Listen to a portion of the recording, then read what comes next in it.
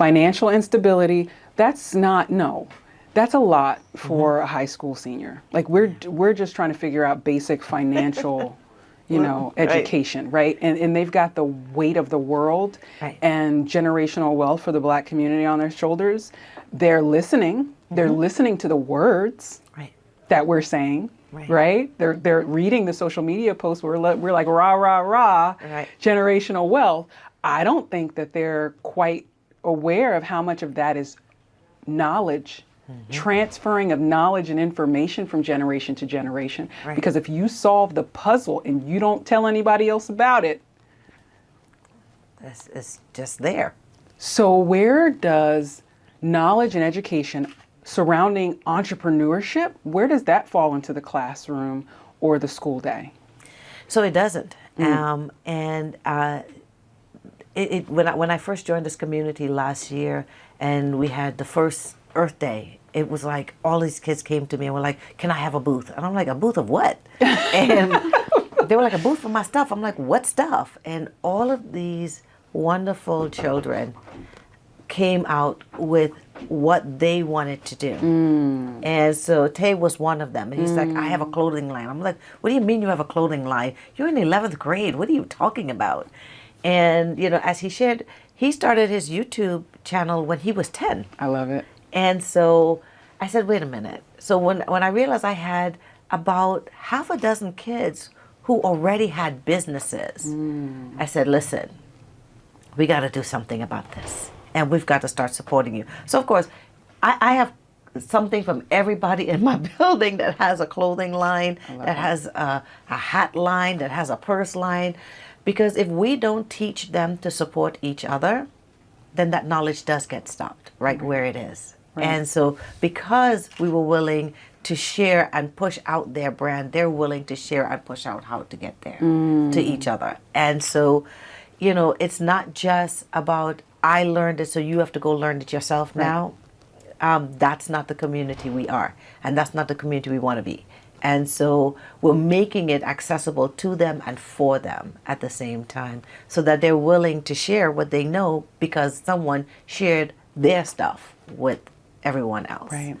And so it's important. They really have to get to this point of what do we pass along? What do we leave as our legacy as we move forward? So they're doing a great job. So I'll say that, I really do have the ear of some super friends that whether it's colleagues that I lecture with at the Wharton School of Business, the Uncommon Individual Foundation, the Black Innovation Alliance, Founders First Founders, Mom Your Business. There are any number of people that I come in contact with on a daily, if not a weekly basis, that are in the entrepreneurial space that I believe would be more than happy to figure out how we can support this next generation of innovators.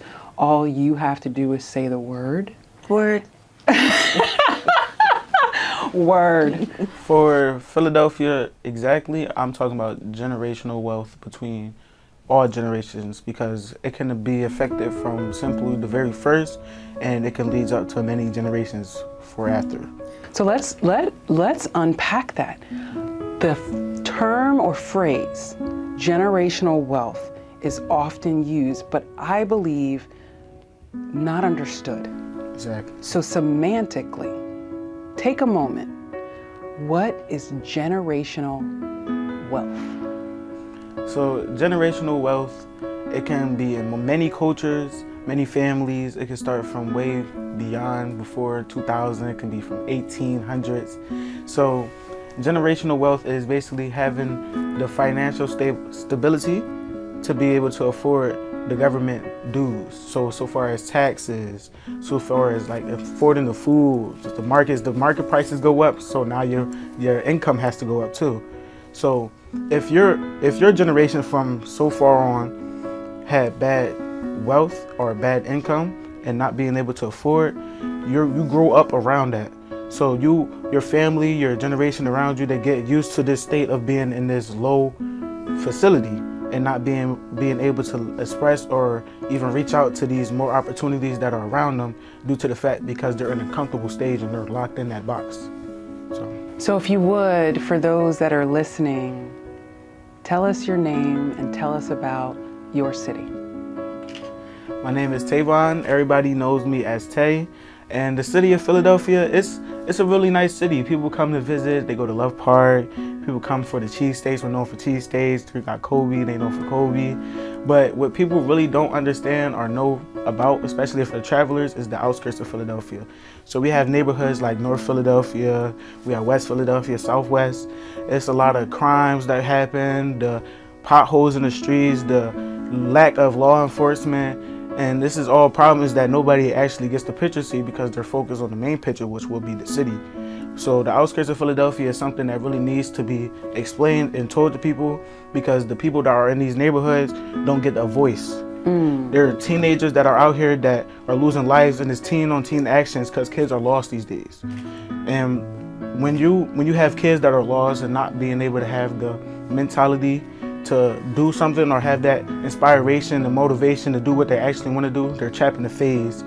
And when they're trapped in the phase, it gives them the lack of opportunities to strive on, to do great, which can lead into homelessness. So thank you for allowing me to spend time with your seniors, as you refer to them, your babies. My 5 babies. Your 5 babies. So at the School of the Future, you all have been working on this service learning project for the last year. Correct. What do you plan for this next iteration, this next cycle for the seniors, the class of 2024? The class of 2024 is a special class. I came in with this class. Not that they're any better or less, but they came in with me. They're my children. The plan for them is to actually begin this process a little bit earlier, the whole summer earlier. The plan is for them to actually do the writing component over the summer. So we will be introducing senior projects to them in the next couple of weeks. We will bring their parents in so that their parents understand the timeline by which we're going to be working. And their research paper is going to be due before they return to school. That will give them the opportunity to actually do the service component throughout the year. We want to put that as part of their curriculum. And so we can actually alleviate some of the other problems that we had this year. Shatera's project, which talked about anxiety, was something that we saw a lot. We're seeing it every time senior project comes around. Our babies get scared about writing this paper, doing this research, and what are they going to find out? How does it apply? What is the impact? And by starting it earlier, we're hoping to give them the time and the space to alleviate some of those fears so that when they come back, they can truly enjoy senior year.